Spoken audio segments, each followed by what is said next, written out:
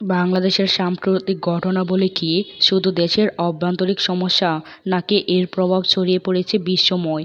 বিশ্ববিখ্যাত আলিম থেকে শুরু করে বলিউড তারকা, এমনকি ফুটবলাররাও বাংলাদেশ নিয়ে উদ্বেগ প্রকাশ করেছেন। ডক্টর জাকির নায়েক, ধ্রুব রাঠি, দেব, স্বস্তিকা মুখার্জি, অ্যাঞ্জেল ফার্নান্দেজ কি বললেন চলুন খুঁজে দেখি আন্তর্জাতিক অঙ্গনে কারা কারা বাংলাদেশের শিক্ষার্থীদের কণ্ঠে কণ্ঠে মিলিয়েছেন। বিশ্ববিখ্যাত আলেম ডক্টর জাকির নায়েক সম্প্রতি ভিডিও বার্তায় বাংলাদেশের পরিস্থিতি নিয়ে উদ্বেগ প্রকাশ করেছেন।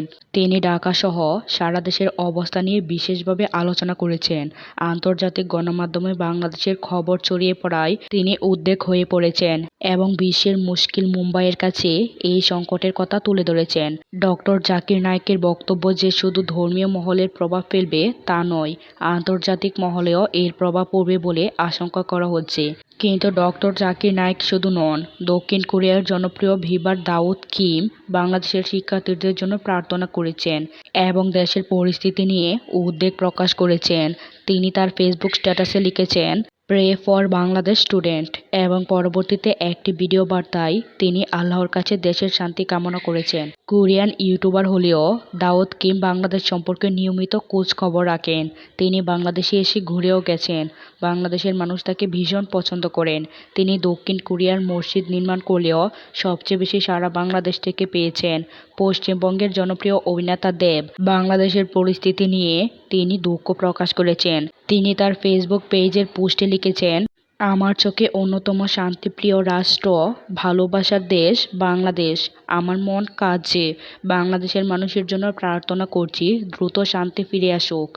অভিনেত্রী স্বস্তিকা মুখার্জি জাহাঙ্গীরনগর বিশ্ববিদ্যালয়ের শিক্ষার্থীদের নিয়ে একটি দীর্ঘ ফেসবুকে পোস্ট করেছেন তিনি। সেখানকার পরিস্থিতি দেখে মর্মাহত হয়েছেন এবং দেশের শিক্ষার্থীদের প্রতি সমবেদনা জানিয়েছেন। এমনকি আর্জেন্টিনার ফুটবলার তারকা অ্যাঞ্জেল ফার্নান্দেজও বাংলাদেশের মানুষের পাশে দাঁড়িয়েছেন। তিনি তার ফেসবুক পেজে লিখেছেন, বাংলাদেশ থেকে যেসব মানুষ ভোগান্তির মধ্যে আছেন তাদের জন্য আমার প্রার্থনা এবং সহমর্মিতা রইল। কবির সুমন বাংলাদেশের বর্তমান পরিস্থিতি নিয়ে একটি কবিতা লিখেছেন এবং ঢাকা বিশ্ববিদ্যালয়ের পরিস্থিতি সম্পর্কে জেনে তিনি হতাশা প্রকাশ করেছেন। তিনি ফেসবুকে লিখেছেন, অনুগ্রহ করে হিংসা হামলা বন্ধ করুন। কবি সুমন মনে প্রাণে শুধু বাংলাদেশকে ভালোবাসেন তা নয়, সম্পর্কে তিনি বাংলাদেশের জামাই।